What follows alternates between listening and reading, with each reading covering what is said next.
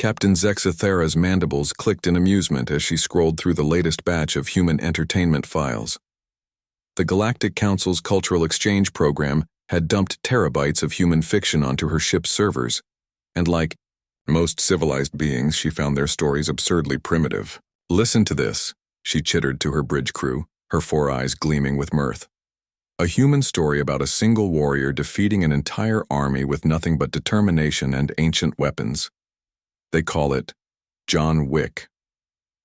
The bridge erupted in harmonious laughter, a sound like crystal chimes in a gentle breeze. Her tactical officer, Mordan, shook his scaled head. "Humans and their power fantasies. Next they'll claim their ancestors could fly without technology." "Oh, but they do." Zexthera pulled up another file. "Here's one where humans develop something called Kung Fu that lets them leap impossible distances and punch through solid matter, and another where they claim their warriors could enter a berserker rage and fight despite mortal wounds." The crew's laughter intensified. These humans, barely a century into galactic civilization, were clearly compensating for their physical inadequacies with elaborate fictional tales. The Zephyrians had been spacefaring for millennia. The Korthax Empire controlled half the galaxy, and the wise Etherians had transcended physical form eons ago. What could humans possibly contribute besides entertainment value? That was before the Devourers arrived. The first reports came from the Outer Rim, entire star systems going dark, consumed by creatures that existed partially outside normal space-time.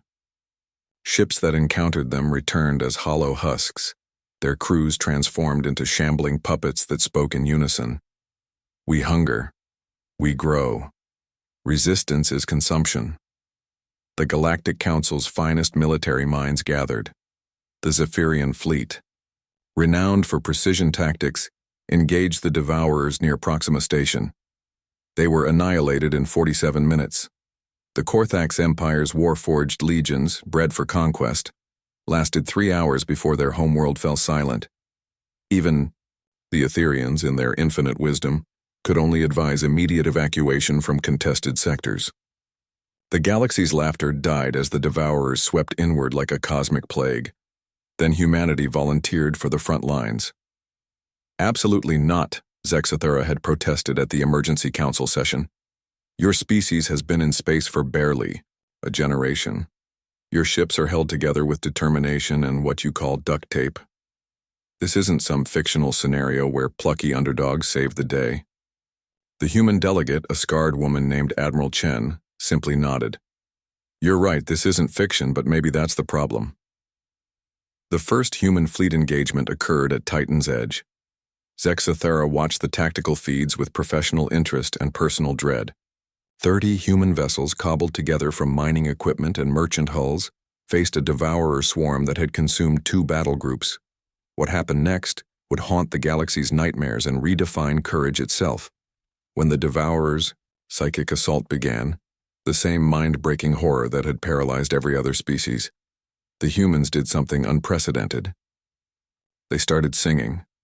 Not the harmonic battle chants of the Zephyrians or the war drums of the Korthax, but chaotic, discordant human songs. "Don't Stop Believin'," mixed with the battle hymn of the Republic, mixed with something called Thunderstruck. Their minds became too noisy, too cluttered with contradictory thoughts for the Devourers to penetrate. Then they did something even more impossible. When their weapons failed and their ships were boarded, the humans fought hand-to-hand against creatures that existed partially outside reality. They wielded improvised weapons with techniques their files had claimed were ancient martial arts. And somehow, impossibly, it worked. A human called Martinez tore through devourer constructs with moves he claimed to have learned from old Jackie Chan movies. Captain Sarah Knox held the engine room of her dying ship for 6 hours straight, fighting despite wounds that should have killed her instantly, screaming something about Sparta and Thermopylae. Most shocking of all was Commander Williams, who entered some kind of trance state after watching his crew die. The tactical feeds showed him moving with inhuman speed and strength, his eyes vacant, but his body flowing like water, striking with precision that defied physics. Later analysis revealed he had studied something called Aikido as a child, dismissing it as mere exercise. The Devourers, for the first time since their arrival, retreated. Zexathara found herself in Admiral Chen's ready room weeks later, staring at combat reports that read like the human fiction she had once mocked. "How?" was all she could manage. Chen poured 2 cups of something called coffee. Her movements, careful around healing wounds.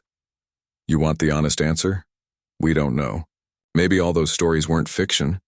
Maybe they were instruction manuals we wrote for ourselves without realizing it. That's impossible. So is everything we did out there." Chen's smile was tired but genuine. "Look, Captain, your people are incredible tacticians.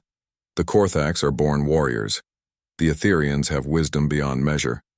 But you all forgot something important." "What?" "Sometimes the universe doesn't care about your qualifications. Sometimes it just cares about whether you're too stupid to quit." Chen gestured to the reports scattered across her desk. "We told ourselves stories about ordinary people doing impossible things for so long that when the impossible showed up, we already knew how to handle it."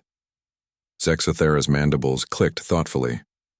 "Your species is either profoundly insane or profoundly wise. Why not both?" The war against the Devourers lasted 3 more years. Humanity led the charge, their impossible stories becoming reality with each battle. They taught other species to quiet their minds with meditation learned from martial arts films. They showed the Korthax how berserker rage could overcome psychic manipulation. They demonstrated that power of friendship was actually a sophisticated form of distributed consciousness that confused telepathic predators. When the last Devourer ship fell, torn apart by a human pilot who somehow survived his fighter's destruction long enough to trigger a ramming attack, the galaxy stood in stunned silence. Later, much later, Zexathara would update the Galactic Archive's entry on human culture. Where it once read primitive fiction displaying compensatory power fantasies, she wrote, "Prophetic training documents for impossible circumstances." The humans had taught the galaxy that sometimes the most important truth isn't what is, but what could be. And sometimes, if you believe in your stories hard enough, the universe believes in them too. In the end, the galaxy stopped laughing at human stories. They started taking notes,